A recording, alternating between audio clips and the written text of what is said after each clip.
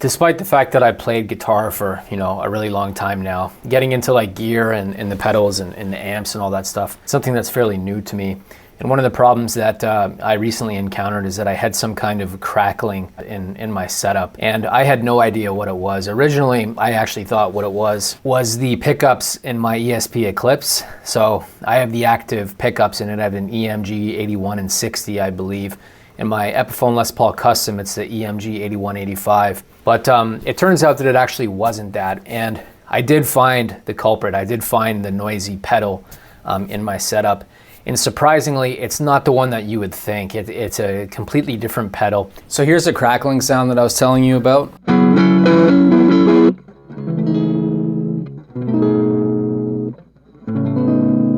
Like it almost sounds like there's a bit of drive, right? But there isn't. It's supposed to be like 100% clean.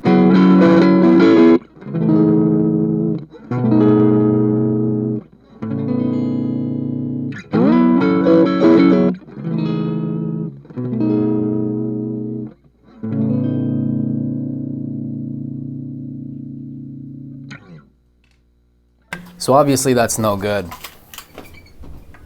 And if you see what I've got in this image here, you can take a guess right now and as to which pedal it was. And I'm going to take a guess and say that you're probably going to be wrong about it, because it surprised me too, as I said. But so I'm just going to tell you like what I did exactly for isolating the problematic pedal. Because I'll be honest with you, when I started doing this, it was something that was kind of maybe not stressful, but I was really dreading finding this culprit, right? Because you have to go back through and you have to find out which pedal it is by disconnecting everything. So I'm going to tell you the process that I had for it, or rather I'm going to tell you the process by which I discovered the problematic pedal, because it's actually not that hard. It just takes a bit of like experimentation and also patience. It takes patience, and people that know me know that patience is not really my thing.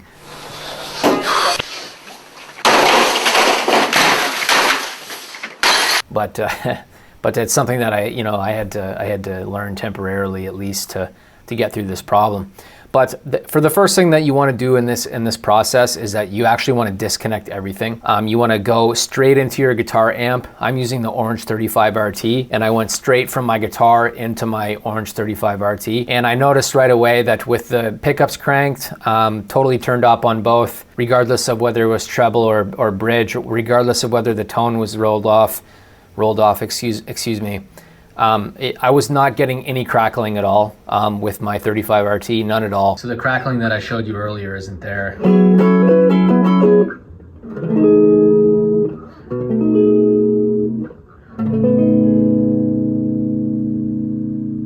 So I was actually happy about that initially, because I thought, oh, okay, well, it's not the pickups then, because, swapping out pickups and doing that kind of thing, despite the fact that I want to do that in the future, it's not something I'm prepared to do right now. So ultimately, I was pretty happy with that at first. So I went straight into the amp, as I said, and then I found that it wasn't that. And then I checked I left my JHS little black amp box in the effects loop of the back of the amp.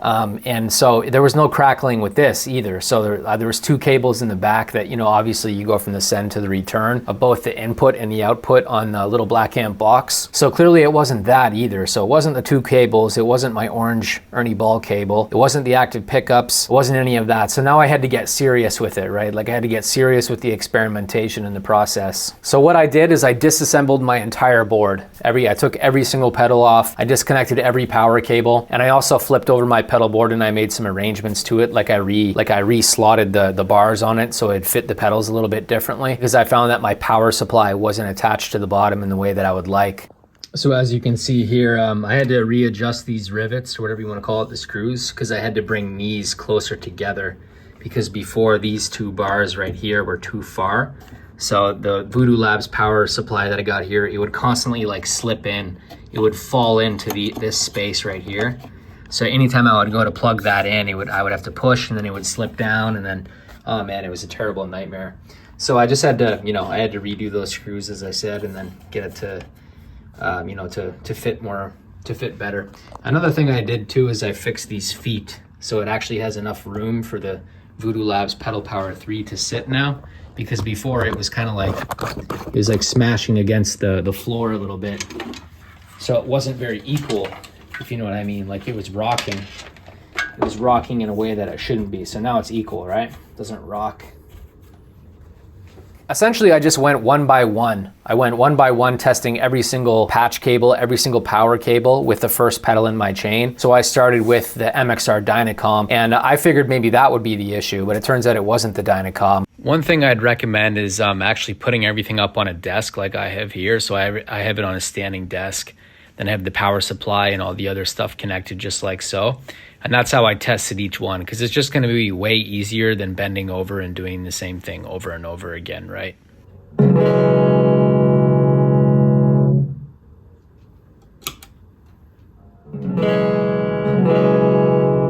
It's also worth noting that you should disengage the effect quickly. So you engage it, test it, and then turn it off, and then you test it again. And then once you've done that and you've isolated it, then you can move on to the next pedal in your signal chain, and then you can find out if the issue lies with that pedal instead of the previous one.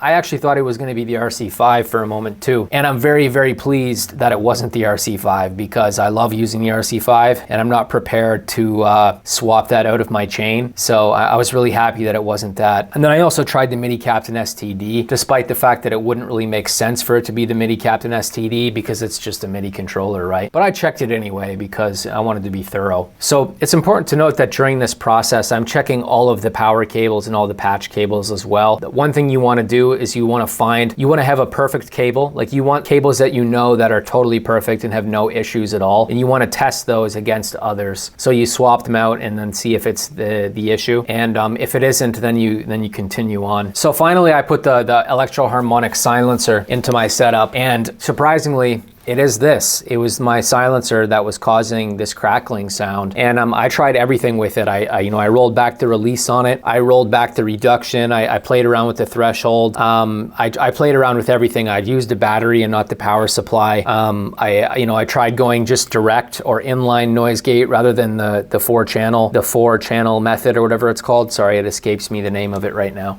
But yeah, I tried every aspect of it, and unfortunately it was the silencer. So yeah, I mean, maybe that surprises you, maybe that doesn't surprise you. But for me, it does surprise me, because you don't expect just like this regular old noise gate to be causing problems like that, right? By the way, if you're looking for something to practice, get my fretboard memorization cheat sheet from travelingguitarist.com/fretboard cheat sheet. What it is it's all the triads, the major and minor triads in every single key. Through the octave mapping technique and through a couple other techniques, you can actually just learn to memorize not only the notes of the fretboard, but you can also learn how to improvise in a bunch of different keys by understanding the the foundation of harmony, which is the triads, right? The foundation of chords. You can also sign up to my forum at forum.travelingguitarist.com. There you can chat with people about guitar and music and whatever else you'd like. As I said, I'm not an expert with this stuff, so I don't know what is going on with this pedal and why it's doing that. Maybe somebody in the comment section knows why that was the case. But yeah, for me, it was the silencer. It was the electro-harmonic silencer. So now I'm in the process, essentially, of reconfiguring my board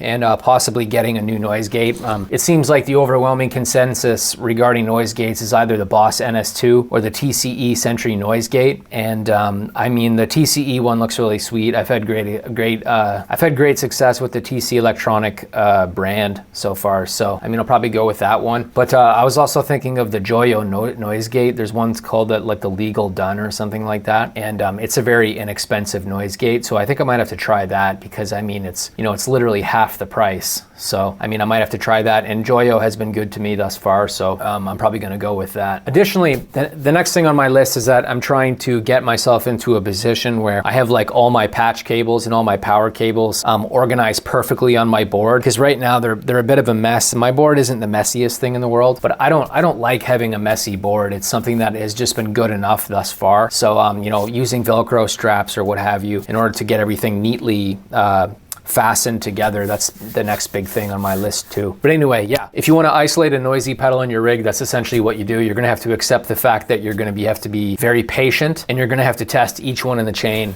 in succession, and that's just going to be what you have to do.